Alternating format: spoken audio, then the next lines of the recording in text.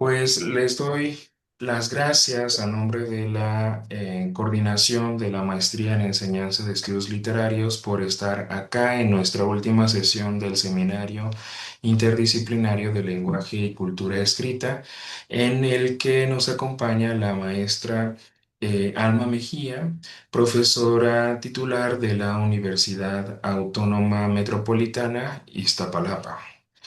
Eh, la maestra ahí voy, denme un momentito. La maestra es licenciada en Lengua y Literatura Hispánicas y maestra en Literatura Hispánica. Su investigación se enfoca en la literatura española del Siglo de Oro y la narrativa del siglo XIX. Es directora de la revista Signos Literarios y coordinadora de la colección Déjame que te cuente. Ha escrito adaptaciones como Preciosa, Feíta y Selvaje. El día de hoy nos está presentando una conferencia titulada Diversidad y funcionalidad de la adaptación de textos literarios en el ámbito de la literatura infantil y juvenil, personajes, autores y lenguajes. Maestra, es un gusto, es un honor tenerle hoy en esta sesión de nuestro seminario. Y bueno, pues le damos desde luego la más cordial bienvenida a esta actividad, a esta nuestra última actividad de este semestre aquí en la Facultad de Lenguas y Letras de la Universidad Autónoma de Querétaro. Maestra, muchísimas gracias por acompañarnos y bueno, será un honor y un honor escucharla, desde luego, y aprenderemos mucho de usted seguramente. Maestra, adelante, bienvenida.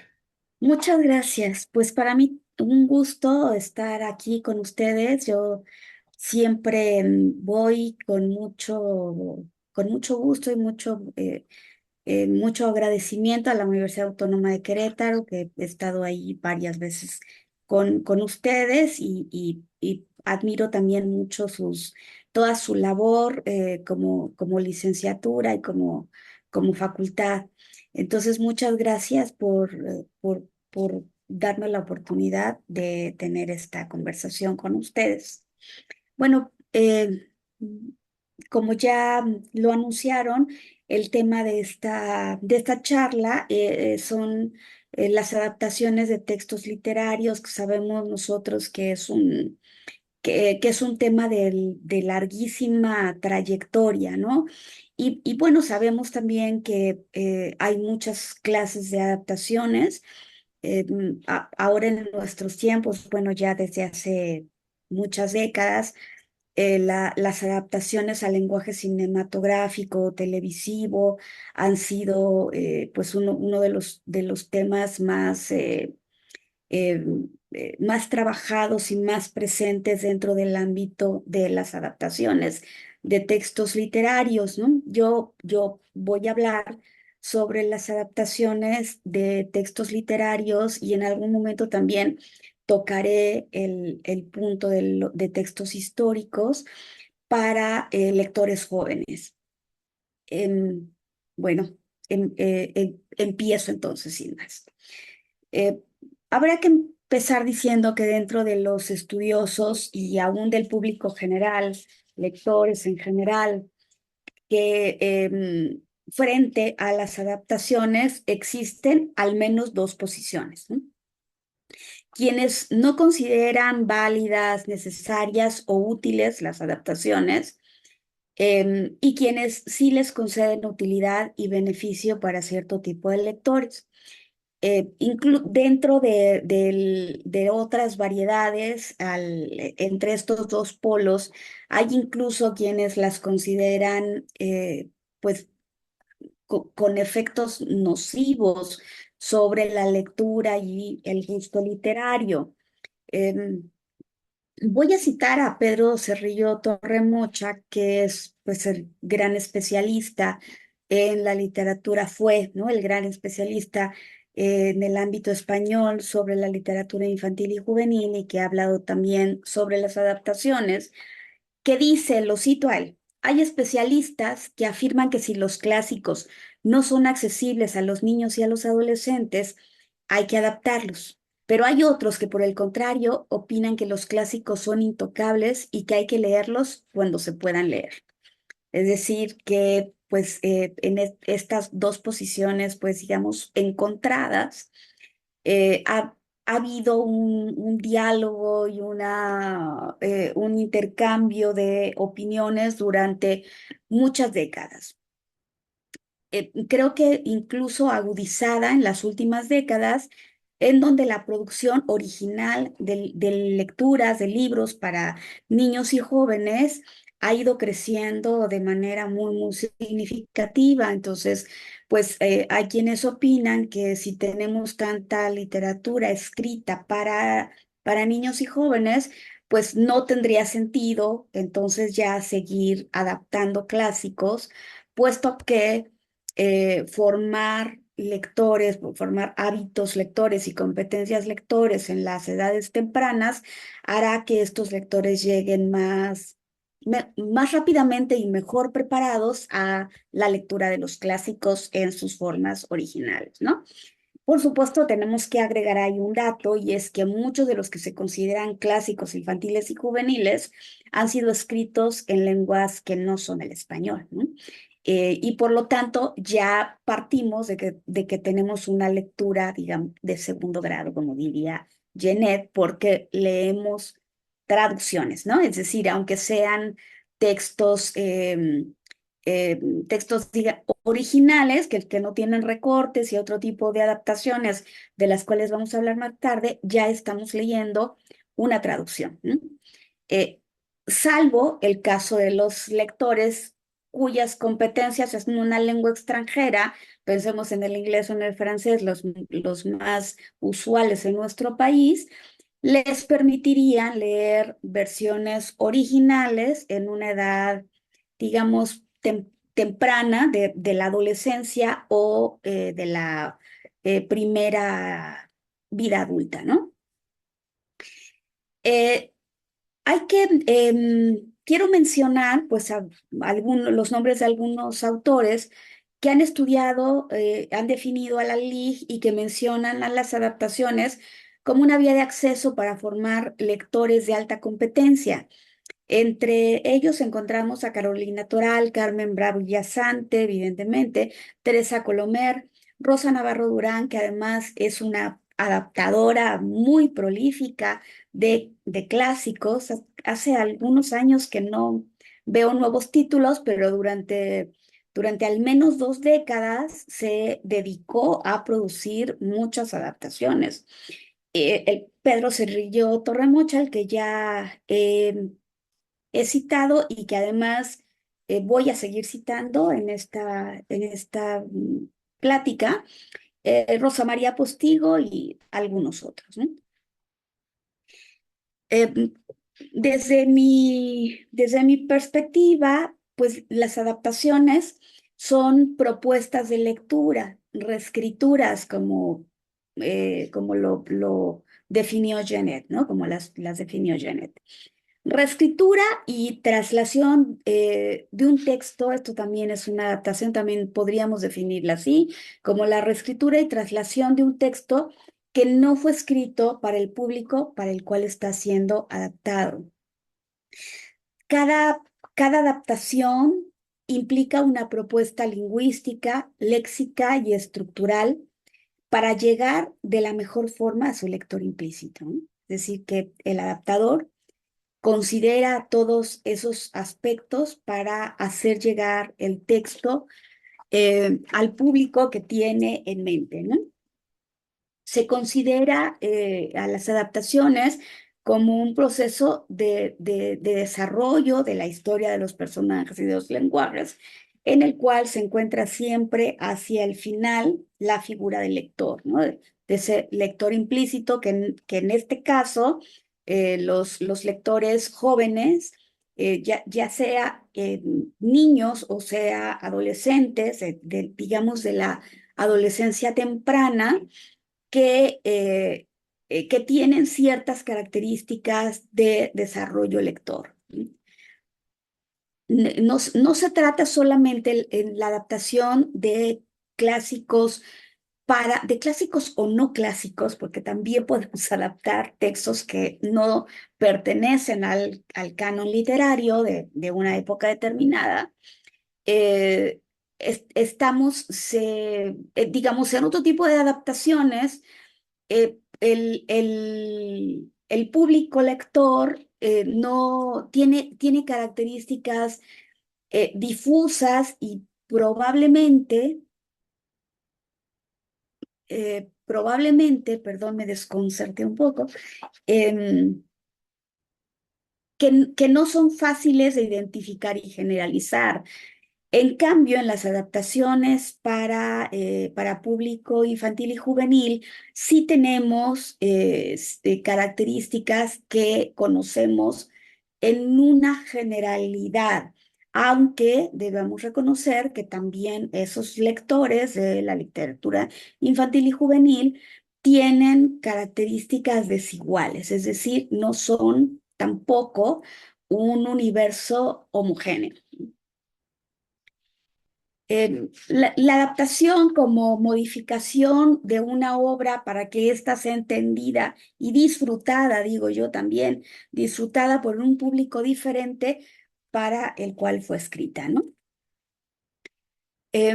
Los lectores a quienes van dirigidas las adaptaciones de la literatura infantil y juvenil son un público con competencia literaria limitada por su edad.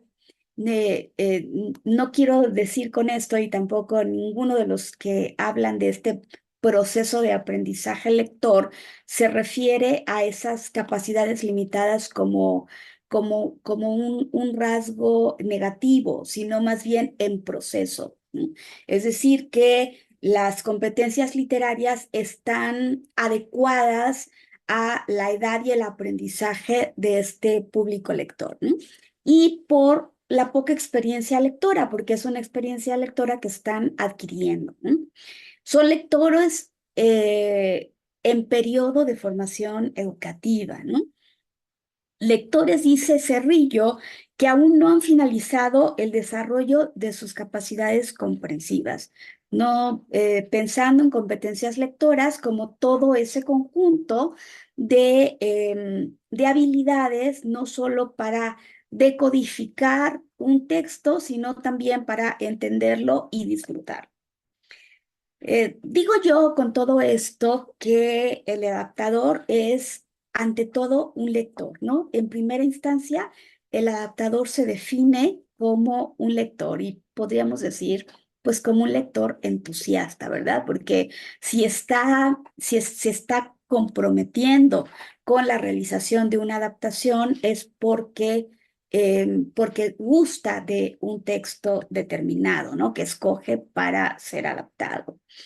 Es también el adaptador un lector con alta competencia lectora y lingüística y con un conocimiento profundo del texto que va a adaptar. Em, Debemos reconocer en esta labor de la adaptación que esta siempre presenta una lectura determinada. eh, la, una determinada, quiero decir, escogida, ¿no? El adaptador escoge las características que va a tener su adaptación. A veces, y esto creo que no hay que perderlo de vista, las adaptaciones responden ya a un modelo que una institución, ya sea una institución educativa o una editorial, ¿no? Una institución, digamos, comercial, editora comercial, le propone al lector, ¿no? O que propone dentro, por ejemplo, de una colección de adaptaciones y que tiene ya rasgos específicos ante los cuales está respondiendo el adaptador, aunque históricamente no siempre haya sido así. Vuelvo a citar a Cerrillo, que ya les advertí que voy a estar citando constantemente en la plática, ¿no? Respecto a esta lectura determinada del adaptador. Dice que la adaptación suele conllevar una operación transformadora que a veces, más en la literatura infantil, se convierte en deformadora, ¿no? La adaptación, pues, no es neutra, sino que tiene intenciones, ya que quien la firma, si la firma, ¿no? Porque está hablando Cerrillo de que muchas veces no se sabía, creo que esto ya no pasa últimamente, pero en décadas pasadas pasaba que no se le daba crédito al adaptador, ¿no? Si la firma, o en cualquier caso quien la haga, interviene en el texto alterándolo, dice Cerrillo. Por más que en algunas ocasiones las adaptaciones digan que son fieles o que siguen fielmente el relato original. Partamos de que a lo largo de la historia han existido muchas y diversas formas de adaptación, que además durante mucho tiempo las adaptaciones de obras clásicas para lectores jóvenes fueron la opción más prestigiada de la literatura infantil y juvenil.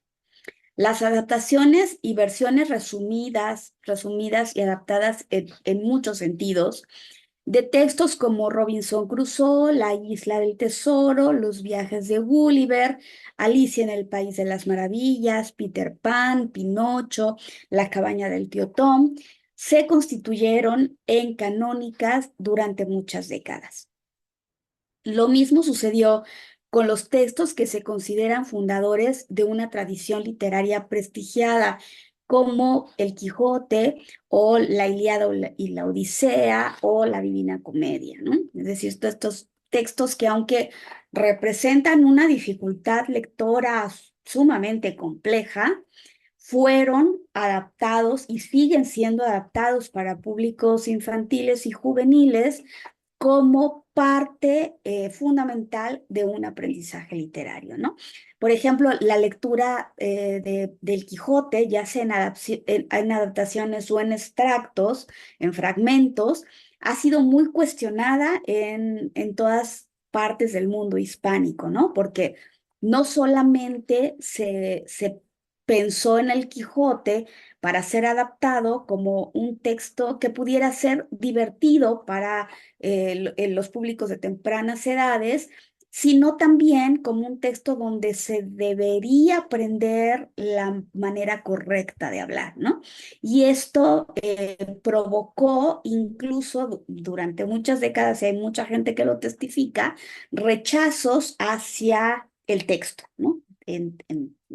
Rechazos explícitos de los lectores ante el texto, ¿no? Diciendo cosas como, si a mí no me hubieran obligado a leer El Quijote a los 10 años o a los 14 años, pues no tendría yo esa repulsa por la lectura y cosas por el estilo, ¿no? Está bien reconocido por la crítica que el interés por producir obras que fueran destinadas a un público lector infantil y juvenil surgió a finales del siglo XVIII y se mantiene como una preocupación constante durante todo el siglo XIX. Como dato ilustrativo, podríamos mencionar a Joaquín Camp, quien fue, entre otras actividades, tutor de la familia Humboldt, pedagogo, lexicógrafo, autor de libros de viajes, creador de una biblioteca infantil, ¿no? En donde hubo muchas adaptaciones, y autor de una de las primeras y más famosas adaptaciones del Robinson Crusoe, esta adaptación publicada en 1799. Esta adaptación tuvo un gran éxito y alcanzó cerca del centenar de revisiones durante el siglo XIX. Se dice que Campe realizó la adaptación teniendo en mente las ideas rusonianas expresadas en el Emilio, con lo cual el agregado de libre al término de adaptación, o sea, adaptación libre, algunas veces también cambiada por versión libre, incluía digresiones varias enfocadas en las llamadas de atención sobre conductas, sobre valores y muchos otros tipos, ¿no? Esta idea nos lleva a otra muy vinculada siempre con la literatura escrita o adaptada para los niños y jóvenes lectores, y es la que expresa que esta debe estar vinculada, las adaptaciones, con un propósito educativo, pedagógico, formador de la conducta y del espíritu. No es extraño que también durante muchas décadas del siglo XX Textos como Mujercitas o Corazón Diario de un Niño hayan sido las lecturas obligadas en los años formativos. Van a pasar todavía muchas décadas para que la literatura infantil y juvenil se conciba como placentera y no como pedagógica, ¿no? Las adaptaciones de los textos literarios no han dejado de existir desde aquellas décadas dieciochescas y se constituyeron como la mejor vía, la más accesible también para la formación y el desarrollo de las capacidades lectoras de los aprendices. Por otro lado, también se convirtieron en obras de lectura obligatoria o lectura por prescripción, como las llama Pedro Cerrillo. Carmen Toledano Buendía apunta que la preeminencia de las adaptaciones para niños y jóvenes es el resultado, y la cito a ella, de que tradicionalmente la literatura infantil y juvenil haya ocupado una posición periférica dentro del sistema literario. Hasta aquí, Toledano, buen día. Varios autores han desarrollado ampliamente este tema, y no me voy a meter mucho en él por eso, pero en buena parte esto explica que no se escribieran textos originales específicamente para niños, sino que se adaptaran los textos escritos para adultos. A este respecto, Bortolucci, Marisa Bortolucci, apunta, la cito a ella, que desde sus orígenes hasta la época contemporánea, la literatura infantil ha sido un producto histórico-social condicionado y determinado por factores pedagógicos, filosóficos, culturales que prevalecen en distintos momentos históricos. El autor, dice ella, y agrego yo también el adaptador de la obra infantil, desempeñaba un papel de portavoz de su época o grupo social. Eso también es interesante y es un trabajo pendiente, ¿no? Que yo creo que se está haciendo por fragmentos, saber y hacer la historia de las adaptaciones, ¿no? Las adaptaciones en lengua española, cuáles fueron las más populares durante varias épocas. Las adaptaciones de textos clásicos, es decir, de obras que según Carlos García Gual han tenido, y lo cito a él, una lectura reiterada, fervorosa y permanente a lo largo de tiempo y generaciones. O sea, clásicos son aquellos libros leídos con una especial veneración a lo largo de los siglos, ¿no? Las adaptaciones de este tipo de textos nos permiten seguir compartiendo la experiencia lectora, el descubrimiento de personajes e historias con los más jóvenes, adentrarlos en una secuencia lectora que al mismo tiempo que permanece, se transforma con cada generación de lectores.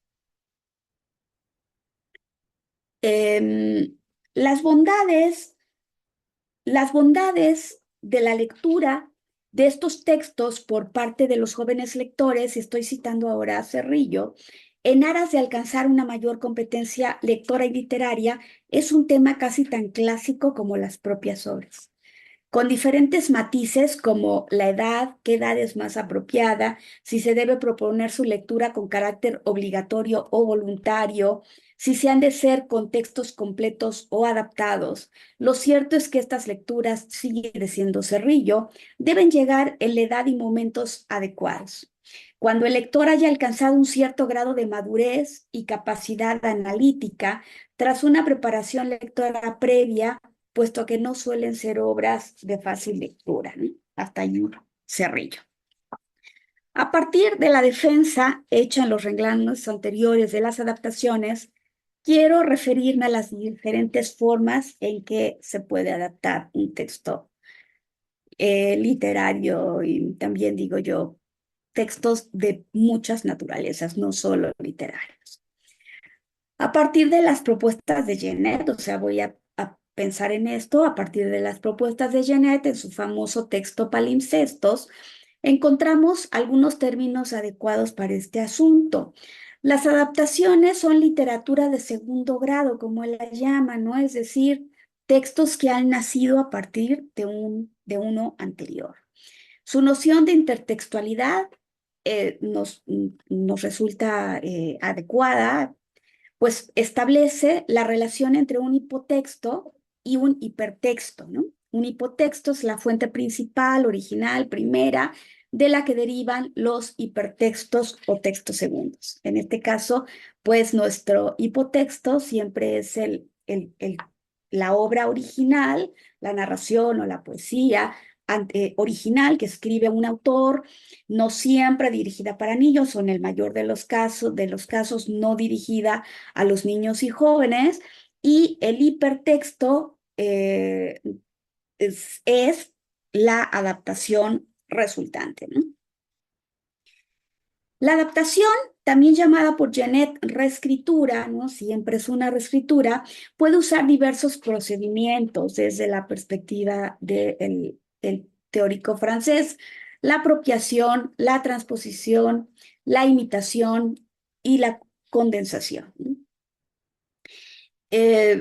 Todas estas que menciona Genet, pues son formas de reescritura. Para escribir bueno, voy a hablar brevemente de ellas, ¿no?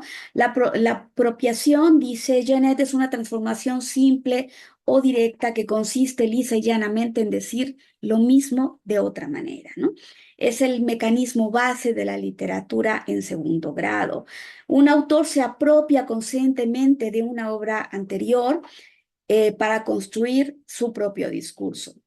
Una transposición es una alteración o reescritura de un texto original, el hipotexto, en uno nuevo, hipertexto, conservando la historia, pero cambiando su modo, estilo, género o medio. Por ejemplo, adaptar una novela al cine, ¿no?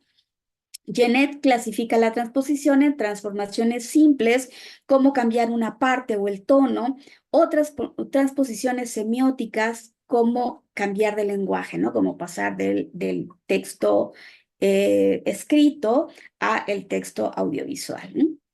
La imitación se considera como una transformación indirecta que, que también es una forma de apropiación del hipotexto. La imitación puede conservar los tonos, por ejemplo, de un texto serio, producir otro también serio, o cambiar el tono, ¿no? De un texto serio, producir uno burlesco o paródico. La condensación, por último, es el proceso de síntesis de grandes cantidades de tiempo, espacio y acontecimientos en textos, hipertextos mucho más breves, omitiendo detalles intermedios sin perder el sentido. Es un recurso del discurso y la manipulación del tiempo en la historia, ¿no? Para escribir una adaptación es necesario manipular el hipotexto, es decir, trabajar con él para lograr el nacimiento de uno nuevo. Un segundo texto o hipertexto que no pierde su relación con el primero, pero que posee sus propias características. Los procedimientos más usuales para lograr esto, desde los postulados de Genet, son las concisiones, por ejemplo, reescribir el texto en un estilo más escueto, ¿no? Estos textos adaptados, estas adaptaciones, facilitan, resumen, hacen conciso, reducen, hacen más ligero, con frecuencia también facilitan, y entre comillas el término, el lenguaje. Es decir, cambian expresiones, términos léxicos que consideran difíciles para un público lector determinado, y lo sustituyen por términos que consideran de uso más frecuente. Resumen prescinden, perdón, de descripciones y digresiones, pero no omiten contenidos. Las escisiones, por ejemplo, son eliminación de fragmentos, eh, tienen una predilección sobre la acción, de la acción sobre la digresión, ¿no? Es decir, omiten de los textos primeros, de los hipotextos, todas aquellas digresiones que hacen más largo el texto, ¿no? La escisión es la reescritura que elimina fragmentos de discurso y acelera el ritmo de la narración y con frecuencia omite partes de la diégesis. Las adiciones agregan explicaciones que permiten comprender la reescritura, ¿no? Perdón, agregan explicaciones que permiten comprender un texto que resulta lejano al público lector que va destinado. La reescritura con adiciones es la que agrega explicaciones y expande el hipotexto con el fin de ofrecer una adaptación más cercana al lector, como por ejemplo en algunas adaptaciones que explican por qué los niños asistían a las escuelas a principios del siglo XX por las mañanas y por las tardes y hacen una digresión para contextualizar una historia y que se pueda entender más cabalmente el hipotexto. La transestilización, por ejemplo, también un proceso muy interesante, ¿no? Que es muy frecuente en las modernizaciones o en las coloquializaciones, ¿no? De las adaptaciones. Modernizan, hacen coloquial un texto, cambian el estilo del texto primero. La transestilización es la reescritura que actualiza, moderniza, hace coloquial una historia. Puede conservar personajes e historia, pero con una visión más cercana al tiempo de la lectura que al tiempo de la escritura del hipotexto. Allí entran, en este procedimiento, las versiones satíricas que van dirigidas a un público con alta competencia lectora, ¿no?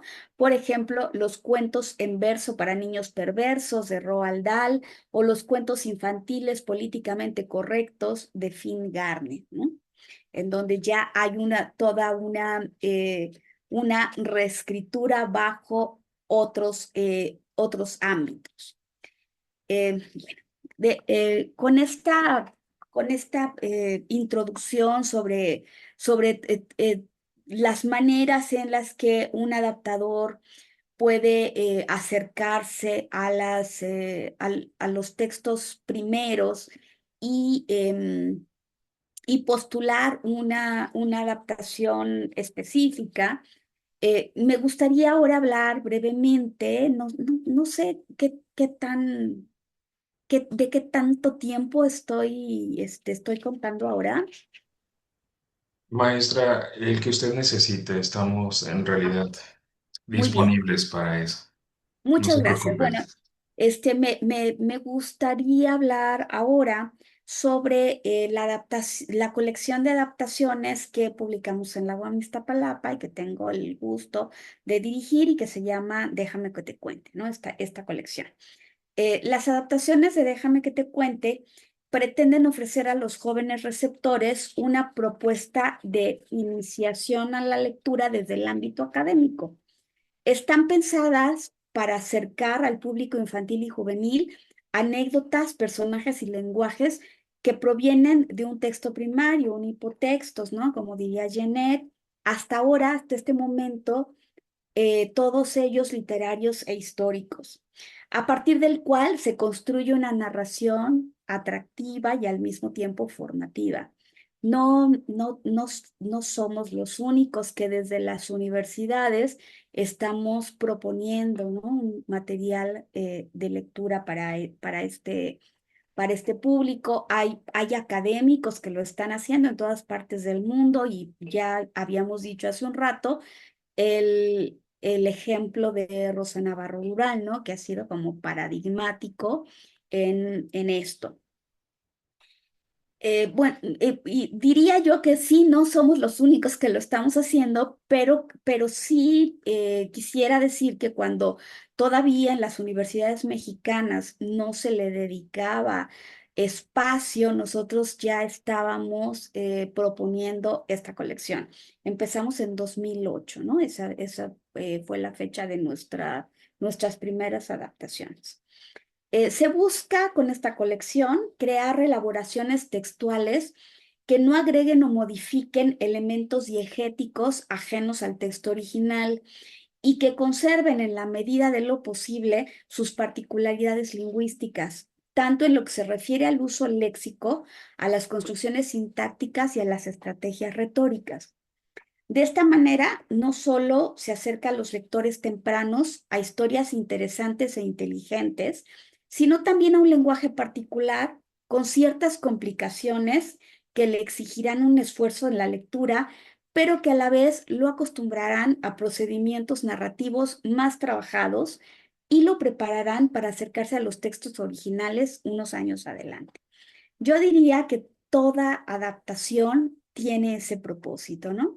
Que este hipertexto, texto de segundo grado, lleve al lector a la inquietud, las lectoras, los lectores, a la inquietud de llegar al texto original, ¿no? Es decir, que abra el camino para que unos años más adelante, cuando las competencias lectoras estén más maduras, puedan llegar a los textos originales. Déjame que te cuentes una propuesta académica y por esta razón los adaptadores son profesionales de la literatura, en su mayoría profesores universitarios que conocen muy de cerca y a profundidad los textos que proponen. Debido a esto, cada adaptación representa también una propuesta de lectura y la colección respeta y propicia la libertad del adaptador para escoger el ángulo desde donde quiere contar la historia. La colección se inicia en 2008 y hasta ahora se han publicado 20 títulos que están divididos en 3 series. Les voy a compartir ahora pantalla.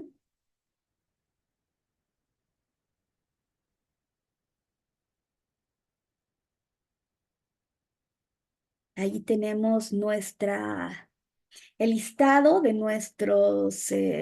nuestras publicaciones. Tenemos una serie de clásicos españoles que ya debo decir que a estas alturas ya esta división, como surgió en 2008, ya no está siendo tan funcional, pero que seguimos conservando hasta ahora.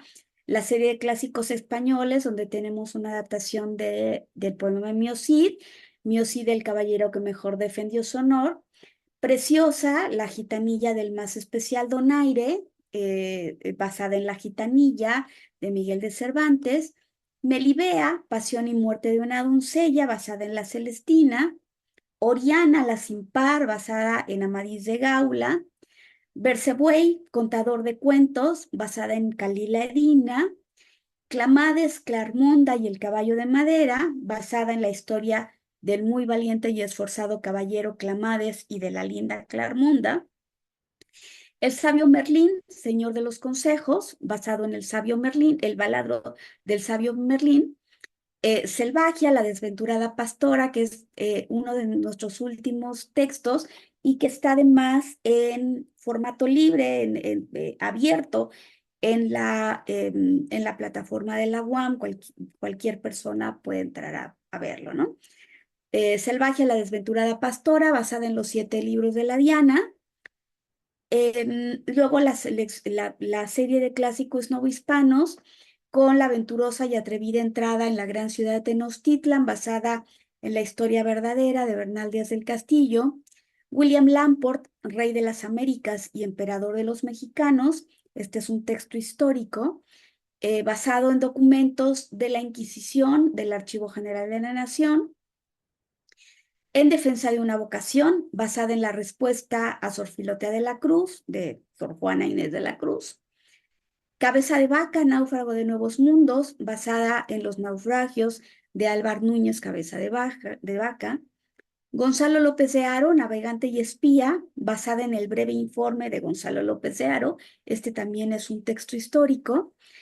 Fray Francisco de Ajofrín, viajero por la Nueva España, basada en el diario de viaje de Fray Francisco de Ajofrín, también un texto histórico. Y luego tenemos los clásicos modernos con La niña de Comitán y los brujos de Chactajal, basada en Balún Canán de Rosario Castellanos. Felipe Centeno, un héroe chiquito, basada en Marianela, el doctor Centeno y Tormento de Benito Pérez Galdós. Este es un caso, esta adaptación es un caso del que hablaremos un poco más adelante.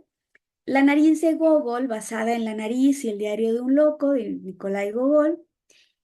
Santa, boceto de una historia, basada en Santa, de Federico Gamboa. El secreto de los trenes, basada en El guardagujas, de Juan José Arreola. Feíta, una chicuela indómita y extravagante, basada en Doña Milagros y Memorias de un solterón, de Emilia Pardo Bazán. Y Andariega y curiosa, Laura en los Estados Unidos y Europa, basada en las crónicas de viaje de Laura Méndez de Cuenca. Estos son nuestros títulos hasta ahora. Les voy a compartir también algunas de las portadas para que puedan verlas mientras hablamos un poco. Aunque guiados por parámetros generales, cada uno de los textos implicó un esfuerzo distinto en la adaptación y en la ilustración.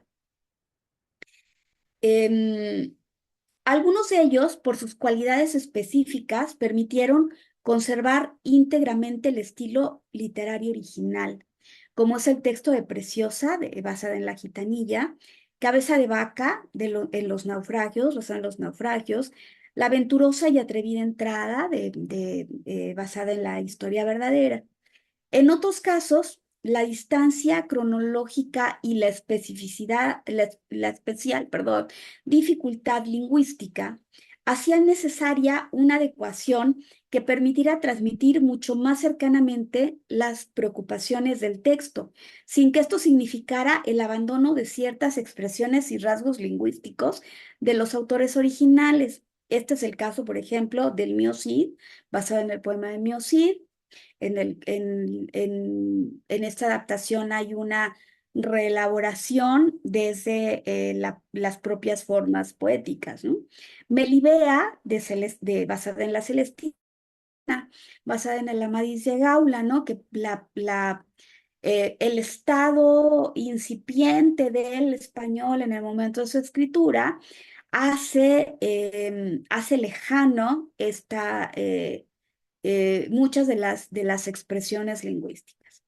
Para otros textos, por la extensión de las narraciones, fue necesario hacer una selección de fragmentos significativos, lo cual supuso la elección de una lectura determinada que privilegia un personaje específico o una visión parcial de los hechos contados, como es el caso de La niña de Comitán, basada en Balún Canán, y Felipe Centeno, que aborda tres textos, ¿no? Marianela, el doctor Centeno y Tormento.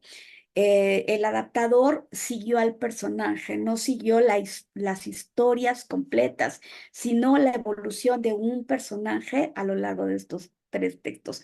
Es el caso también de una adaptación que yo hice, que es Feíta, que es también un personaje que aparece en dos historias de Emilia Pardo Bazán, Doña Milagros y Memorias de un solterón.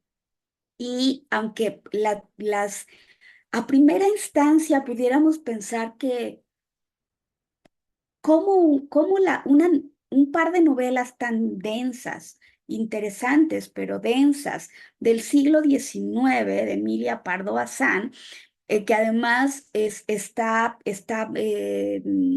que pertenece a esa corriente que es el realismo naturalismo, ¿no? Con una carga ideológica fuerte, pueda resultar viable en una adaptación para un público tan joven, ¿no? Y yo encontré esa posibilidad les quiero poner ahora aquí la portada de Feíta, ¿no? Yo encontré la posibilidad en contar la historia de un personaje, ¿no? Y cómo este personaje atraviesa por una serie de circunstancias en el texto que son aludidas pero que no son contadas, para concentrarme en el desarrollo de un personaje específico, ¿no? A partir de las experiencias con estos textos, con los diversos textos adaptados en esta colección, proponemos diferentes, bueno, existen diferentes variantes, ¿no? Por ejemplo, en cuanto a la voz que narra la historia, el adaptador puede conservarla del texto original, ya sea en tercera persona, como es el caso de Mio Sí, de Berce Buey, La niña de Comitán o El secreto de los trenes, o en primera persona, que así es en el texto original, como La aventurosa y atrevida entrada en México Tenochtitlan, en defensa de una vocación, el texto de Sor Juana, o las memorias de, bueno, el informe más bien de Gonzalo López de Haro, escritos originalmente en primera persona. Pero otra posibilidad también es cambiar la forma de la voz narrativa y pasarla de la tercera persona a la primera para focalizar la atención en un personaje determinado y propiciar una cercanía mayor con el lector infantil y juvenil, como es el caso de Preciosa, Oriana, William Lamport y Felipe Centeno.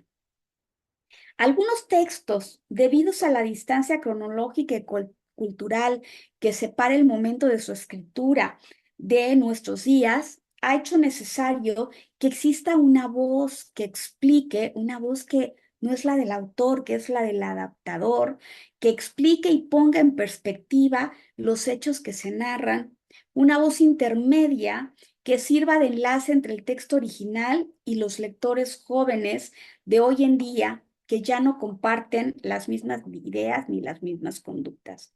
En estos casos se hace evidente la voz del adaptador que habla desde este momento a los lectores para acercarlos a los personajes que les presenta, como es el caso de Melibea y el caso de Santa. Y ustedes entenderán en los dos casos, ¿no? Por qué es necesario esta presencia.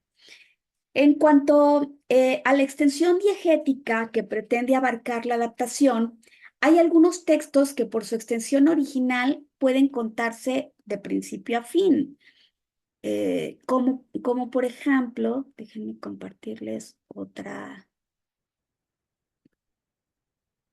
eh, otra portada, que pues se puede contar de principio a fin como Preciosa y el secreto de los trenes, aunque necesariamente haya que hacer supresiones y concentrarse en el hilo argumental indispensable.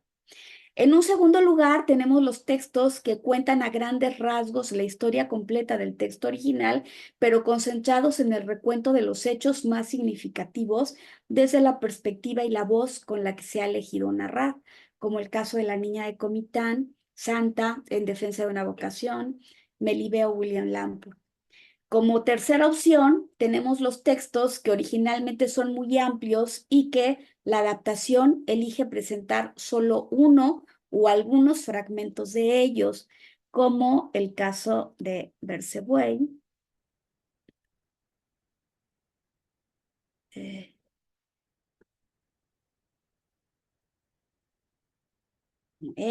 ¿no? De La aventurosa entrada o cabeza de vaca. Una posibilidad de esta misma forma es elegir un personaje y concentrarse en los fragmentos que son relevantes para su configuración ficcional y dejar de lado la historia o las historias principales del texto original, como es el caso de Oriana, Feita, la que les decía hace un rato, o Felipe Centeno. La última posibilidad que se ha explorado hasta ahora es la narración de la historia de un personaje a partir de varios hipotextos, ¿no? Como Felipe Centeno, La nariz de Gogol o Feita. En cuanto a los usos lingüísticos, en todas las adaptaciones se ha buscado conservar el estilo original de los textos, aunque en muchos casos ha sido necesario hacer reelaboraciones de formas que pudieran ser complicadas de entender, perdón, por los jóvenes lectores, sobre todo en aquellas narraciones de las que nos separan muchos siglos, como ya habíamos dicho hace un rato, o aquellos textos que no fueron escritos con un fin estético, como William Lamport, Gonzalo López de Haro o Ajofrín, que son más bien textos de carácter histórico. Por otro lado, se aconseja que se conserven palabras o expresiones de uso poco habitual o ya desaparecido, que propicien al aprendizaje de nuevos términos y la conciencia del uso del lenguaje. Se busca también que los adaptadores pongan de relieve las expresiones más características de los autores y de las épocas que trabajan para transmitir a los lectores no solo una historia o el conocimiento de un personaje, sino también de un lenguaje literario. Como hemos observado hasta aquí, déjenme ver si tengo alguna otra portada. Esta, que es de las últimas. Em, pues tenemos una multiplicidad de posturas ante la adaptación. Me interesa ya para terminar resaltar el caso específico de la transestilización respecto del cambio de narrador. Me centraré en dos casos específicos en los cuales yo he sido la adaptadora y por eso puedo pues hablar con más conocimiento de causa. Estos dos casos son Preciosa, la gitanilla del más especial donaire, basada en la gitanilla de Miguel de Cervantes, publicada en 1613, y Feíta, una chicuela indómita y extravagante, basada en las novelas, les pongo aquí la portada de Preciosa, de Doña Milagros, las novelas Doña Milagros y Memorias de un solterón de Emilia Pardo Bazán, publicadas en 1894 y 1896. Dice María Teresa Andrueto que un autor empieza a escribir una obra narrativa cuando ha decidido quién será el narrador. Y en ese sentido, decimos desde dónde contaremos una historia adaptada cuando se elige la voz narrativa, también siguiendo esta idea de Andrueto. Yo creo que las preguntas claves de un adaptador son, para lograr un buen texto, una buena adaptación, este se pregunta, ¿cuáles personajes conservo y cuáles puedo omitir? O si hay algunos que quiero omitir o que necesito omitir. ¿Cuál es la extensión adecuada para la adaptación?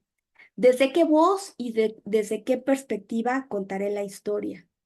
¿Contaré la diégesis por completo o haré recortes? ¿Cuáles pasajes escogeré y cuáles se suprimirán? En las adaptaciones de textos literarios clásicos dirigidas al público infantil y juvenil, generalmente se conservan las voces narrativas originales, aunque no necesariamente los giros estilísticos que identifican al autor primero de los textos, ya que se busca una comprensión rápida del hipertexto, ¿no? De la adaptación por parte de sus lectores. También en numerosas ocasiones se modifican los juegos narrativos de diferentes narradores para privilegiar la narración en tercera persona, que funciona a la manera de un narrador editor o bien como un narrador omnisciente que se sitúa por encima del relato y de su receptor. En el caso de las adaptaciones que aquí describo, elegí configurarlas desde la perspectiva narrativa del yo, aunque ninguno de los textos está escrito desde esa perspectiva ya desde ese yo que cuenta su propia historia. Estas narraciones privilegian las sensaciones personales del personaje protagonista y construyen una forma discursiva particular que se identifica con la voz que narra.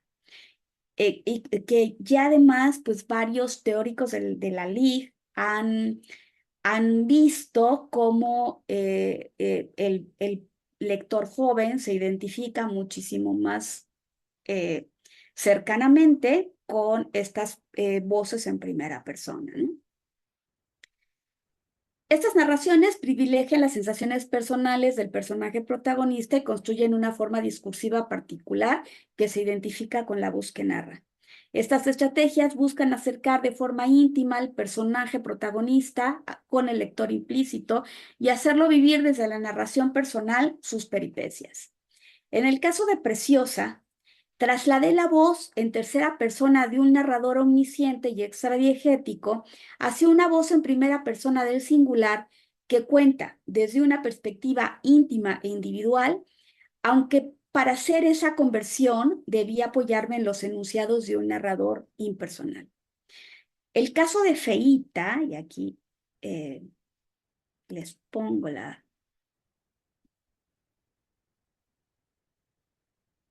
portada de Feíta. Llevaba además una complicación extra, puesto que se trata de la conjunción de dos novelas a través de ese personaje que las atraviesa. Elegí hacer una escisión para contar la historia de esta niña que se convierte en una joven mujer y separarla, haciendo los recortes y los resúmenes necesarios de otros personajes y situaciones que requerirían mucho más tiempo para ser contados. Tenía entonces dos narradores diferentes, los dos en primera persona, pero ninguno de ellos era la voz de Feíta, sino de dos personajes masculinos, uno su padre y el otro quien se convertirá al final de la historia en su compañero. Ninguna de las dos voces era la adecuada para contar la historia de esta heroína, personaje sumamente propicio para lograr la identificación del público lector femenino en formación. Era necesario hacerla hablar desde su propia perspectiva. Además, hay que decir que pues las novelas son de una autora, ¿no? Es decir, también es una mujer quien cuenta estas historias, aunque lo hace desde una voz, desde dos voces narrativas masculinas, ¿no? Y este personaje se ha visto muchas veces como la identificación de Emilia Pardo Bazán con ella, ¿no? Afortunadamente, quizá esa fue la primera razón para escoger estos textos. En los hipotextos de donde se desprenderían las adaptaciones, abundan los parlamentos en los que se les concede la voz a los personajes femeninos que se convertirán en las protagonistas. Por otro lado, sobre todo en el caso de la gitanilla, el narrador en tercera persona hace muchas apreciaciones sobre lo que la gente, así en general, piensa y admira de Preciosa, por lo cual resultó apropiado trasladar esas impresiones a la voz de la protagonista, modificando las formas verbales y pronombres sin alterar a los sujetos de las emociones o impresiones apuntadas. Perdón. También usé los fragmentos donde otros personajes o los narradores hablan de Preciosa o de Feíta para trasladarlos en enunciados indirectos del siguiente tipo. Por ejemplo, en el caso de Preciosa, dice ella misma, soy, al decir de algunos, la flor y la nata de la gitanería. O me consideran la más única bailadora, tanto como la más rica de villancicos. En el caso de Feíta, dice Feíta, según decían quienes me conocieron, mi natural virtud era la de agitar, trastornar y embrollar la existencia. O en otro momento, Mauro solía decir que yo no me acordaba que había espejos en el mundo. De esta forma, se puede lograr no traicionar al texto al poner en boca de un personaje las palabras que en el hipotexto pertenecen a otro. La distancia ideológica y de costumbres que media entre el momento de escritura de los textos y el momento de la lectura hizo necesarias algunas adiciones en los textos, muy especialmente en el de Feíta, por tratarse de la historia de una joven del siglo XIX que quiere educarse, trabajar y tener un trabajo remunerado, un empleo remunerado, un salario que le permitan sostenerse por sí misma. La historia comienza diciendo, mi nombre es Feíta y vivo en Marineda en la segunda mitad del siglo XIX. O sea, esta adición para situar concretamente esta historia, ¿no? En otro momento, cuando la chica le pide a su padre ir a la universidad y él le niega la autorización, ella se dirige a su lector y apunta, no te olvides que mi padre es un hombre del siglo XIX. Esta también es una adición mía, ¿no? Y en el punto final del texto también añado, quizás si hubiera yo vivido en 1980, como decía Mauro, mi historia hubiera sido distinta. Aunque estas adiciones pudieran considerarse una licencia que transgrede la originalidad del texto primario, no son gratuitas, sino que están sugeridas, anunciadas e incluso propiciadas en él. Considero que la elección del yo narradora, no yo narrador, sino yo narradora, En estos dos casos, conserva y respeta la intención de los autores de los textos originales. Configurar personajes fuertes, complejos y con cierta profundidad psicológica, alrededor de las cuales, perdón, se configuran también otros personajes y múltiples situaciones que pueden desarrollarse. La intención de estas adaptaciones es centrar la atención del lector en el retrato de estas protagonistas, tomadas sí como modelos excepcionales que rebasan la medianía prototípica de sus épocas y lograr la identificación y admiración de sus lectoras y lectores también. Un rasgo que se conserva y al que se le otorga un papel predominante en Preciosa y Feíta es la existencia de un lenguaje que las particulariza y que es característico, por supuesto, de sus autores. ¿A quién no le entusiasma conocer el estilo de la mejor escritora española del siglo XIX a través de las palabras de la desenfadada jovencilla que dice, y cito el texto: yo les contestaba que lo que me hacía parecer más sana era la libertad, la santa y requete benditísima libertad?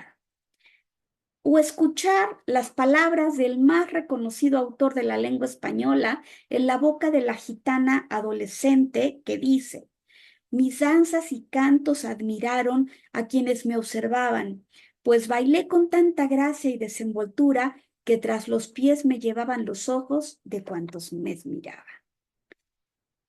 Pues con esto concluyo estas reflexiones sobre las adaptaciones y sobre mi propia experiencia como adaptadora de textos literarios y también como editora, como coordinadora de la colección.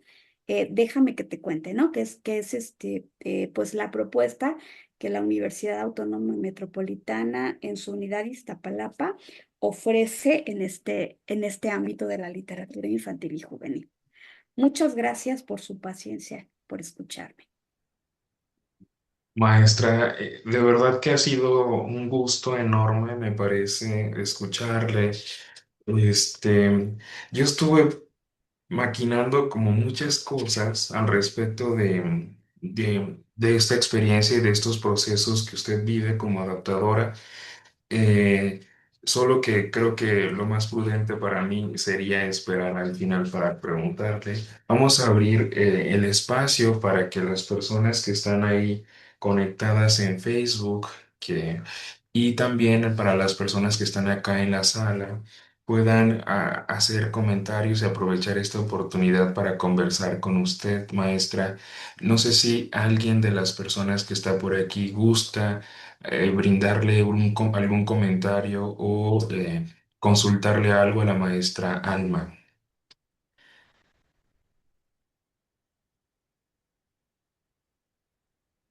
Ok. Hola, Ujú. hola, yo. A ver, perdón, es que no Ah, hola encuentro la Roxana, manita. adelante. Hola, quería Hola, saludar Rosana. primero a Alma. ¿Qué tal? ¿Cómo estás? Mucho gusto de verte. Sí, qué buena cosa que haya este tipo de conferencias abiertas para el público en general y no solamente para el alumnado. Este, mm, Fíjate que yo soy adaptadora, pero no de textos clásicos. Ujú. Y mientras te estaba escuchando, estaba tratando de trasladar esto porque tengo algunas dudas. Tú tienes una característica muy singular que es ser tanto adaptadora como editora, ¿no? De los Sí. textos.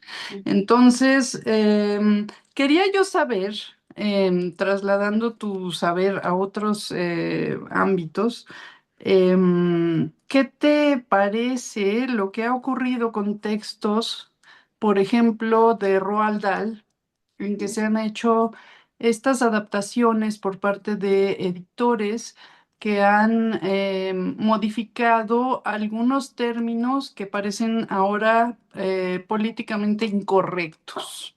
Sí, Ujú. sí, sí, Porque bueno.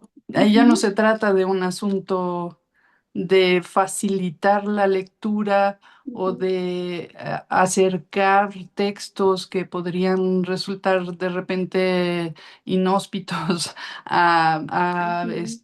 públicos, digamos, de otras generaciones, pero no sé, ¿qué piensas tú de Sí, esto? sí, hace un rato cuando decía yo que hablaba de la libertad que puede tener un adaptador para escoger los ángulos, desde dónde contar una historia, escoger los momentos que quiere conservar o resaltar, no conservar, resaltar en su adaptación, etcétera. Y luego me detuve y dije, bueno, muchas veces también el adaptador responde a ciertas características que una institución, ya sea educativa o no educativa, o digamos comercial, en el sentido de una casa editora comercial, Ujú, impone dentro de una corriente específica de sus adaptaciones, ¿no? Porque muchas editoriales tienen pues una colección, una línea de adaptaciones a los cuales los adaptadores se suman o bien las propias casas editoras contratan, ¿no? A esos adaptadores.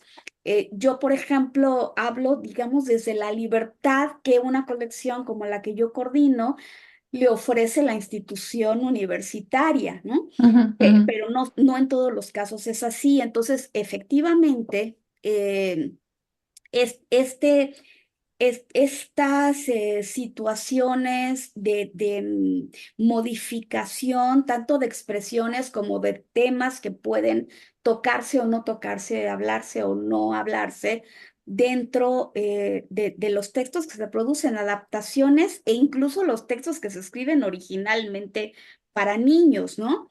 ujú, Eh, mm, y también llevados al extremo, la desaparición de algunos textos dentro de un canon recomendado por las instituciones educativas de un país, ¿no? Como también lo que está pasando en Estados Unidos en este momento, ¿no?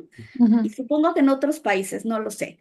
Em, yo creo eh, que es un asunto inaceptable, ¿no? Que tendría que una casa editora o una institución editora tendría que encontrar las formas de vincular un contexto y una serie de expresiones lingüísticas que son aceptadas en una época para que puedan ser conservadas y entendidas en otra época, ujú, haciendo salvedades, adiciones, situando en cierto contexto, incluso haciendo uso, por ejemplo, de los glosarios, que los ujú, glosarios puedan crecer a no ser solamente glosarios, es decir, que sean también una suerte, que ofrezcan también una suerte de explicaciones contextuales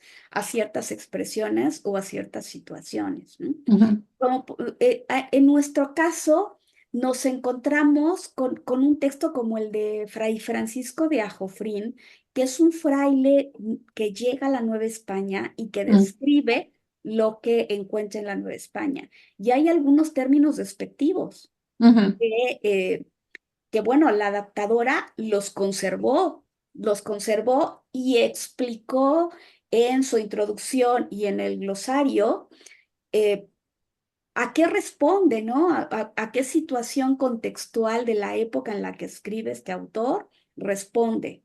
Entonces, quizá las adaptaciones o las reediciones pudieran incluir pues una introducción ujú, donde se hablara, ¿no? De estas situaciones que si bien ya no son bien recibidas en el momento en que se están editando y que van a llegar a nuevas generaciones, sí fueron bien recibidas en el momento y en el contexto en el que se publica, ¿no? Entonces, explicar esto para salvar al autor y a los textos de ujú. una mala lectura, ¿no? pienso que podríamos hacer eso, como por ejemplo está sucediendo en algunas exposiciones, en algunas muestras museográficas, ¿no? En donde se indica al inicio de la exposición que hay algunas imágenes que ya no son aceptadas, ¿no? Que ya no podemos aceptar en el momento en el que vivimos, pero que sí eran aceptadas y frecuentes en el momento que se produjeron y Ujú, hacen una explicación contextual. Yo pienso que quizá eso nos puede ayudar a salvar eh, esos textos y conservarlos. Ahora, Roald Dahl es muy cercano en tiempo a nosotros, o sea, no se sí. trata de un autor del siglo XVIII, ¿verdad? No. Que, pero que el cambio ideológico ha propiciado, pues, esta censura, porque finalmente es una censura, ¿no? Lo que se está haciendo. Ujú. Sí, a todas luces es un asunto en el cual tenemos que reflexionar y encontrar formas de seguir publicando a los autores tal como los autores escribieron, ¿no? Sin perder esas Ujú. características propias de su expresión literaria. Muchas gracias, Alma. Gracias, Rosana. Gracias. Parece que María ha levantado la mano. María, adelante. Gracias. Escuchándolas a las dos, me quedé pensando, ¿cuál es la diferencia entre adaptar una obra? Habías dicho un montón de recursos, digamos, como de alteración de un libro para Ujú, adecuarlo a ciertos propósitos, ¿no? ujú.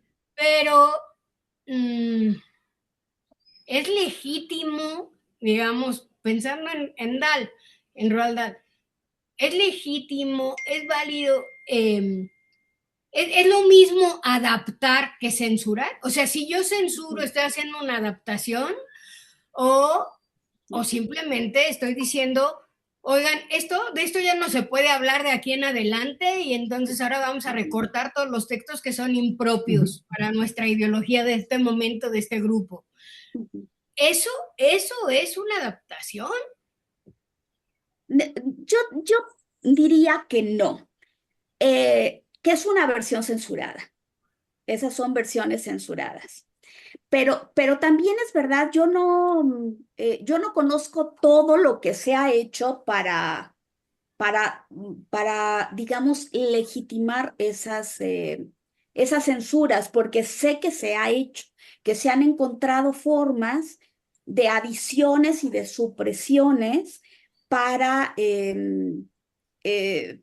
para presentar una versión en la que la censura, borrar o cambiar expresiones no sea tan burda. O sea, sí sé que ha habido un trabajo y ese trabajo ha existido desde siempre, porque la censura también ha existido desde siempre, ¿no?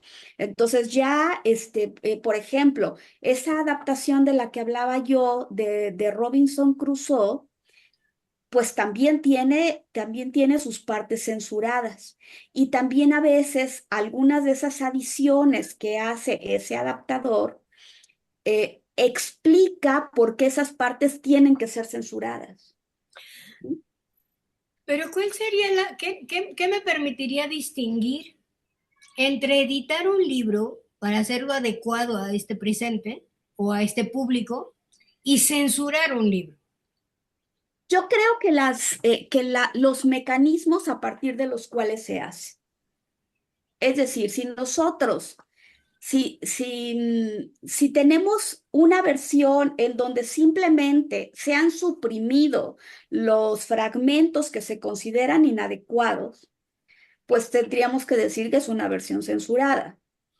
Pero si nosotros tenemos un texto, un hipertexto, en donde se han hecho adecuaciones a partir de distintos procedimientos para cambiar digamos, conservar algunos de los contenidos, pero cambiar las formas de expresión, allí tendríamos que decir que hay una adaptación. aunque no nos guste la adaptación, aunque no nos guste el resultado o aunque no nos guste la razón por la que se está haciendo la adaptación. ¿Sí me explico? Nada más rápido para no quitarle más tiempo, es que pensé, ¿cómo voy a conocer del machismo o de la forma de dominación antigua si me las borran de los Exactamente. textos? Exactamente, eso es lo que siempre creo, ¿no? Que tenemos que conocer los textos tal cual, tal cual se escribieron, tal cual dentro de estos parámetros de las posibilidades de adaptación para que conozcamos los procesos de cambio y sepamos cómo hemos llegado hasta ahora, ¿no? Por eso a mí me encantó, perdón que hable tanto yo de mi experiencia como adaptadora, pero me encantó hacer Feíta, porque me parece que vemos allí en ese personaje la conciencia de una escritora del siglo XIX diciendo, podemos y tenemos derecho a trabajar y percibir un salario, y podemos y tenemos derecho a decir, no me quiero casar, aunque finalmente el personaje se casa. Y por eso agrego yo, pues quizás si hubiera vivido en 1980, mi historia hubiera sido otra, ¿no? Claro. Y me parece, pues, básico que las niñas y los niños conozcan ese proceso de transformación en el que estamos metidos todos, ¿no? Sí, Esa muchas gracias. adaptación, no es censura, es adaptación. Sí, sí, sí. Gracias. Muchas gracias. Gracias, María. Adelante, Roxana, por favor. Es que, a ver, creo que hablando hablar del ejemplo de Roald Dahl es difícil porque yo además considero que pasa por dos adaptaciones distintas en el caso del español, y es que una se hace a la hora de traducir Sí, y la otra a la hora de editar, ¿no? sí, efectivamente. Censura a la que se refiere María fue llevada a cabo en el idioma original, ¿no? Ajá, sí. Pero yo me refería más bien a los textos que son como traducidos y que necesariamente pasan por una adaptación, al cambiar de idioma. Pero también tenía yo otra pregunta en relación con, por ejemplo, ¿cómo decides el valor de la adaptación al privilegiar, por ejemplo, la diégesis en el Quijote por encima del valor lingüístico, que a mí en lo personal es lo que me parece Ujú, mucho más complicado de transmitir al público contemporáneo, ¿no? O sea, a los jóvenes, a los niños, porque sí he visto muchas adaptaciones del Quijote, pero todas están basadas en la anécdota, sí, lo cual a mí me parece que hay anécdotas mucho más ingeniosas, actuales, que podrían contar lo mismo, pero con un lenguaje contemporáneo. El valor de la obra de Cervantes a mí me parece que no reside tanto en eso, sino en la forma en que lo expresa y sobre todo, bueno, no sobre todo, pero y además la forma en que estructura la obra, ¿no? sí. Cosa que no se puede apreciar si solamente se toma un fragmento, ¿no? Un episodio. Entonces, Sí, no sé. tienes toda la razón. Yo creo que, bueno, el caso del Quijote además es pues digno de un estudio muy grande y muy serio, ¿no? Muy concienzudo. De hecho, hay bibliografía, ¿no? Bastante bibliografía sobre las adaptaciones a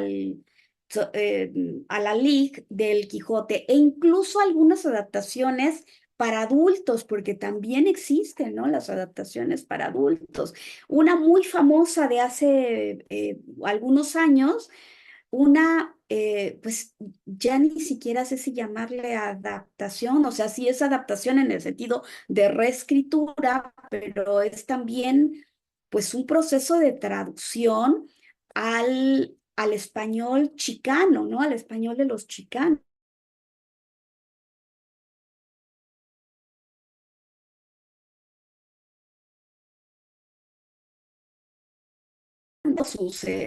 Sus muchos críticos y sus muchos defensores también, ¿no?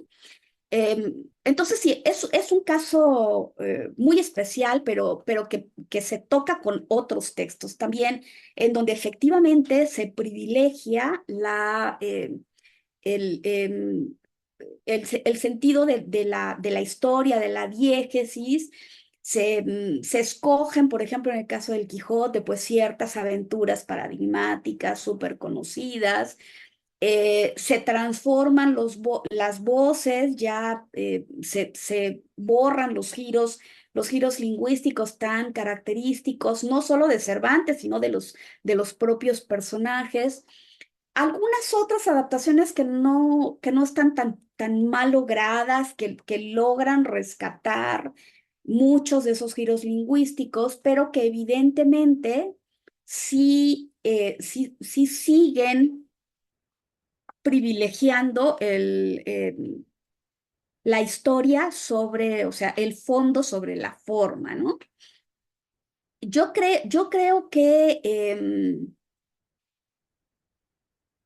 en el caso de una colección como la que ofrece la UAM Iztapalapa, pues justamente lo que nos ha movido todos estos años es privilegiar la expresión literaria, no solo lingüística, sino también literaria.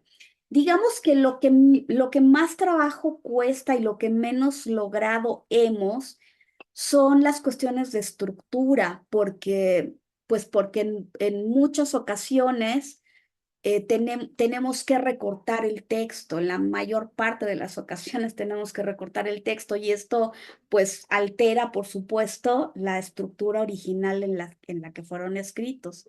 Pero sí tenemos el propósito explícito de conservar los rasgos literarios.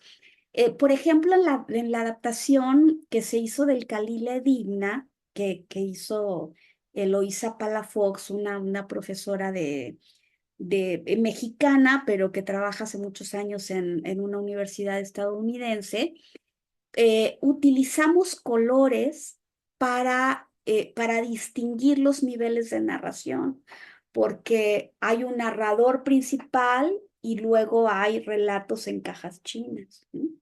Entonces usamos colores para hacer alusión a ese proceso de las voces, pero solo lo hemos logrado ahora con este texto que permitía por sus características hacer esto, ¿no? Pero por supuesto, tendríamos que pensar cómo transmitimos en una adaptación el problema de los narradores en el Quijote. ¿Quién está narrando? ¿Dónde está? Fíjate, ahora me das la idea de hacer un trabajo. ¿En cuántas adaptaciones aparece el nombre de Cide Hamete Benengeli? O sea, ¿cuántas adaptaciones del Quijote conservan la existencia de ese narrador, de ese autor árabe cuyo manuscrito fue encontrado? No lo sé, habrá que verlo, ¿no? Porque evidentemente es uno de los rasgos pues más difíciles de llevar a una adaptación, pero pues no sería mala idea hacer un textito que se concentrara en eso y no en las aventuras de Don Quijote, ¿no? También siempre he querido, siempre ha estado allí entre mis impulsos, contar las historias personales de algunos personajes del Quijote, por ejemplo, pues evidentemente la de Marcela, ¿verdad? O la de Dorotea. O sea, estos personajes que no son personajes protagónicos, pero que podemos cortar perfectamente y contar esa historia de ese personaje. sea, yo creo que También sí. está el caso, por ejemplo, estoy pensando en otro autor, no sé si conoce su obra de Maguire, el autor de ay, se me olvidó cómo se llama el musical y la obra de teatro y la película que hicieron recientemente basado en el Faba, la bruja verde del Mago de Oz. Ah, Ujú. no, no lo Este, conozco, pero sí sé de qué me estás hablando, claro. ujú, porque Sí, Maguire tiene, en ese caso, no sé, yo creo que la adaptación va mucho más allá porque lo que hace es tomar la aventura, la anécdota o parte de ella para construir una historia totalmente diferente o a veces claro, sí, contarla sí. con todos los elementos perfectamente distinguibles, pero desde su muy particular punto de vista y forma de narrar también, ¿no? Ujú, Lo cual sí, también son unas obras muy interesantes, ¿no? claro, Ujú, claro, sí. Sí, pues sí, tenemos entonces allí como muchos pendientes, ¿no? Que trabajar sobre estos procesos. ujú. Sí nos gustaría ver esa adaptación del Quijote o adaptaciones, Sí, yo creo que porque yo sí. no recuerdo haber visto nunca una adaptación que incluyera Sí, yo esa. tampoco, pero hay tantas adaptaciones que Ujú, pues sí habría que hacer una búsqueda concienzuda, ¿no? Eh, la voy a hacer porque creo que para mí sería muy interesante, ¿no? Trabajar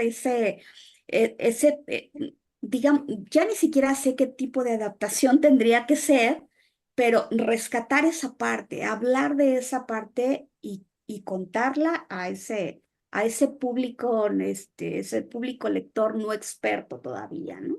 ujú. Muy Sí. bien. Muchas Muchas gracias, gracias, Susana. Alma. Te voy a dar el Gracias. crédito si lo hago, ¿eh? Bueno, me invitas a la presentación. Gracias. Me parece muy interesante el diálogo por aquí. Y me encanta, en verdad me encanta. Por ahí, maestra, tenemos un comentario y una pregunta de Rafa. En Facebook nos dice, muy interesante, profesora, me interesó mucho este tipo de adaptaciones. Y como pregunta le hace, ¿considera que la voz narrativa en primera persona para este tipo de adaptaciones es mucho más favorable para el público infantil? Sí, sí, yo también creo que siempre tiene que ver, como lo dije, desde dónde se quiere narrar y para qué, ¿no? O sea, el adaptador escoge esa perspectiva y esa funcionalidad de la voz narrativa. Pero está bien estudiado tanto por gente que ha estudiado literatura infantil y juvenil como por pedagogos y psicólogos que han estudiado los procesos de aprendizaje lector, que es mucho más eficiente la identificación y la simpatía que un lector niño joven tiene con las historias que se cuentan desde la primera persona, ¿no? Y cómo esta conformación de un personaje que habla desde una perspectiva particular resultan más cercanos en la lectura de público infantil y juvenil, ¿no? Pero evidentemente también está en relación con los ángulos que escoge el adaptador, ¿no? Para trabajar su texto. Claro. Y al respecto de esa pregunta de Rafa, que me parece muy importante, muy interesante, esto podría, o digamos, esta simplificación posible que se realiza en las adaptaciones podría representar un aspecto positivo o que demerite de alguna manera, digamos, el tipo de lenguaje con el que los niños o los jóvenes tienen contacto. No sé si me explico con esa pregunta. No, no entendí bien, a ver si me explica. En esta simplificación, podríamos caer que, en que los niños tengan acceso a lenguajes menos complejos. Sí, hay muchas adaptaciones, muchas, que escogen mm, el cambio de lenguaje. No quisiera yo decir la simplificación o Ok, la facilitación del lenguaje, porque, bueno, estamos en una época en la que todos los lenguajes, todas las formas de expresión deben recibir igual validez, ¿no? En la claro. expresión. Entonces, en ese sentido, creo que sí hay muchas adaptaciones que escogen e incluso creo, hay muchas adaptaciones hechas, por ejemplo, que no voy a decir casas editoras específicas, pero que hacen adaptaciones para lecturas escolares. Es decir, si por ejemplo durante muchas décadas hubo lecturas obligatorias en los niveles de los últimos años de primaria, la secundaria e incluso en las preparatorias. Lecturas obligadas como pensemos Marianela de Benito Pérez Galdós o María de Jorge Isaacs. O qué será El Zarco de Altamirano, ¿no? Es decir, lecturas que eran obligatorias, que estaban en todos los planes de estudio y que eran obligatorias. Entonces, hay casas editoriales que presentan versiones resumidas, adaptaciones, ¿no? Incluso yo me he encontrado ya enseñando en universidad a algunos alumnos que cuando llegamos a la clase y comentamos algún texto dicen, ay, ese no fue el que yo leí, ¿no? Y resulta que leyeron una versión resumida, porque, porque incluso la presentación editorial no advierte que es una versión resumida, que es una adaptación. Y a veces se cambia el lenguaje, algunas, digamos, construcciones sintácticas complejas o ya no utilizadas habitualmente, o algunos términos léxicos que se modernizan, ¿no? Y esto a veces tampoco está explícito en ese tipo de publicaciones. Claro. Sí. Y en ese sentido sí se demerita el texto original. Ajá. Y yo creo que toda publicación tiene que advertir si ha cambiado términos, si ha cambiado construcciones léxicas, si ha modernizado qué es lo que ha modernizado, etcétera, ¿no? Así es, maestra. Sí, yo lo pensaba desde la perspectiva de la diversidad de palabras, por así decirlo, que tiene un texto y qué tan fiel es a la versión original, de alguna manera.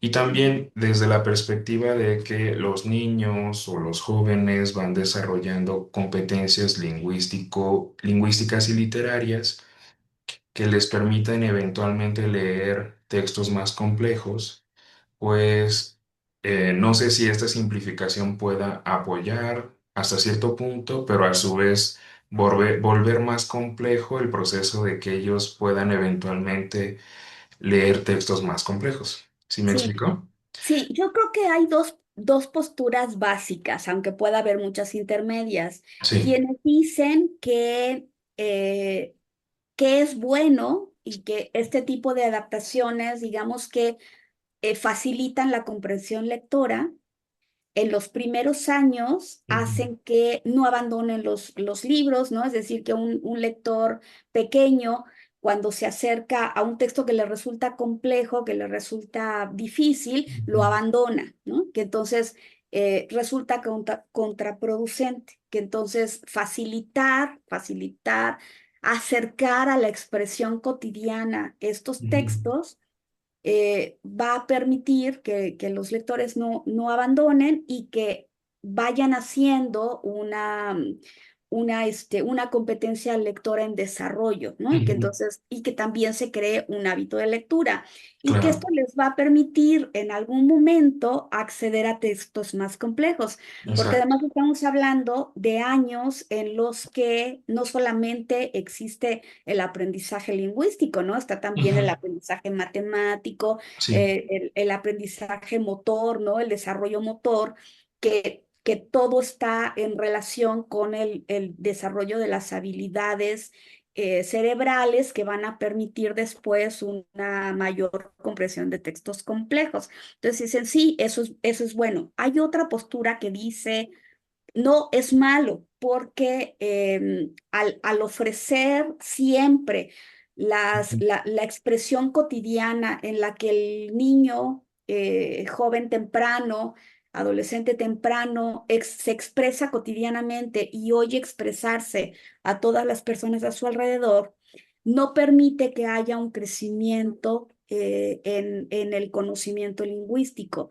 Y entonces lo que sucede es que cuando ellos llegan, digamos, al segundo de secundaria y se les ofrece un texto original, ya no hablemos del poema de Mio Cid, ¿no? Pero un texto, un texto un poco más complejo, ujú. pues les resulte muy difícil, ¿no? Y Claro, entonces, pues ahí hay un choque entre, bueno, yo sí leía libros, pero libros pues que no me representaban una dificultad de aprendizaje. Y que entonces esto cree, digamos, un rechazo en esta segunda época de ujú. lectura, por llamarle de alguna manera. Entonces existen esas dos posturas, ¿no? Al respecto. También habría que decir que en el gran universo de las adaptaciones de textos literarios, hay una heterogeneidad muy grande, ¿no? Entonces yo creo que allí es muy importante que tanto padres como maestros o adultos alrededor de los jóvenes lectores, pues hagan una selección, ¿no? De las adaptaciones que le van a llegar a los niños que están cercanos a ellos, ¿no? Y a lo mejor teniendo como una combinación de diferentes posturas, podríamos lograr ambos cometidos, ¿no? Exactamente. Sí, maestra, Ujú. justo desde ese punto lo estaba pensando y creo que, digamos, desde la perspectiva escolar y también familiar, tendríamos que asegurarnos de que esa selección vaya, digamos, mm, em, acrecentándose o Sí, diversificándose con el propósito de que no sea siempre la misma y que conforme ellos vayan creciendo, pues vayan, digamos, em, teniendo más contacto con textos que vayan implicando ese mismo progreso, por así decirlo, ¿no? sí, Me sí. parece fantástico, doctora, esto que nos presenta el día de hoy. Y a mí, yo en lo personal no conocí esta colección, maestra, y me parece muy interesante y muy valioso, desde luego, que una universidad pública que esté realizando los profesores, las profesoras estén realizando este conjunto de materiales. Y yo pensaría que sí. Es un gran esfuerzo en realidad lo que ustedes están haciendo. Me parece que usted dijo que, bueno, hacemos poquito. Yo pensaría que en realidad es mucho lo que ustedes están haciendo a partir de la adaptación de estos textos de literaturas asincrónicas, desde luego, que pertenecen a otro momento social, a otro momento de la historia de la humanidad y que tiene sus propias explicaciones, como usted ya lo decía. Y me parece valiosísimo que de alguna manera se estén rescatando esas literaturas para los públicos actuales y que se estén adaptando. Entonces ahí ese es un comentario pues, de apreciación y de reconocimiento que yo quisiera hacerle a usted, doctora, y también a Muchas su gracias. equipo, al equipo de trabajo de la UAM. Entonces yo creo que por ahí pueden salir incluso proyectos interesantes de utilización de estos materiales con fines de mediación escolar o mediación social y cultural. Entonces, me parece interesante las posibilidades que se van abriendo aquí a partir de estas charlas y también me da muchísimo gusto que tengamos público por ahí en internet y aquí también en la sala. Em, no sé que si les gustaría agregar algo más de momento, cómo se siente, doctora, con esta experiencia, maestra. Pues agradezco mucho esta oportunidad de establecer vínculo con la Universidad de Querétaro, con ustedes, con el público que está aquí, con los amigos que están aquí, el público que oye desde las redes sociales. Y pues muchas gracias por sus palabras. Es un esfuerzo que tenemos muchos años de estar haciendo, que las autoridades universitarias han apoyado en distintos momentos. Ya saben, siempre que hay cambio de autoridades universitarias, hay un nuevo proceso, ¿no? En todos estos materiales que no son propiamente para el aprendizaje de los alumnos de la universidad, ¿no? Al inicio de la colección, pues sí me costó mucho trabajo convencer a las autoridades universitarias porque en aquel momento eran pocas, ¿no? Las instituciones de educación superior que estudiaban la literatura infantil y juvenil, digo, mayoritariamente en Europa, ¿no? En distintos países de Europa, y poco en Hispanoamérica, eh, de que, de que era parte de nuestro trabajo, o sea, de que era un trabajo serio, de que implicaba un trabajo de teoría literaria, de conocimiento de los textos. Y yo también pienso, la riqueza que tienen nuestras universidades en todo nuestro país, hay que vincularla con el entorno fuera de la universidad. Nosotros los profesores universitarios, pues somos, yo siempre digo, llevando agua a mi molino, los adaptadores ideales, ¿no? Porque conocemos los textos, los hemos enseñado durante años y años y años en las aulas universitarias, ¿no? Entonces, tenemos ese conocimiento profundo de los textos y si nos esforzamos un poco por llegar a esos otros públicos lectores que son igual de importantes, porque además ese público lector infantil y juvenil, dentro de unos años, van a ser nuestros estudiantes en nuestras aulas. Entonces, estamos contribuyendo a esa formación lectora, ¿no? Y eso, pues, a mí la verdad que me complace mucho, este, este trabajo. Entonces, le agradezco mucho sus palabras y el espacio para reflexionar sobre esto. Muchas gracias, maestra. Vamos a estar en mucho contacto por ahí, me parece, a partir Gracias. de esta, digamos, colaboración, de esta colaboración que tenemos entre nuestros programas. Y bueno, yo estoy feliz de que tengamos público, digamos, por así decirlo en general, y que Ujú. tengan la oportunidad también de conversar con personas como usted, muy experimentadas en este ámbito de la adaptación. Entonces, eso me causa mucha alegría. Me voy muy complacido de esta última de las sesiones y bueno, pues de esta manera estaríamos concluyendo, si les parece, esta última sesión de nuestro seminario, bueno, al menos el correspondiente al primer semestre de este año. A partir de agosto vamos a retomar las sesiones también con otros y otras invitadas, también para que estén ahí al pendiente de nuestras redes sociales para conversar y generar estos diálogos que nos permitan aprender en comunidad. Entonces, por ahí le voy a estar enviando su constancia, maestra, con Muchas las gracias. especificaciones que me indicó hace un ratito. Y bueno, pues a nombre de la universidad, de la coordinación de la maestría en enseñanza de estudios literarios, a nombre de la Facultad de Lenguas y Letras también, digamos ahí como uno de los coordinadores, pues le agradezco muchísimo por obsequiarnos este espacio, por obsequiarnos su tiempo y todos sus conocimientos para aprender desde luego de usted, maestra. Muchísimas gracias. Gracias a ustedes. Muchas gracias. Muchísimas Muy complacida gracias. yo también. Maravilloso, maestra. Un gusto, un saludo y bueno, de esta manera terminamos. Les deseo un excelente viernes, feliz fin de semana. Hasta pronto. Hasta pronto.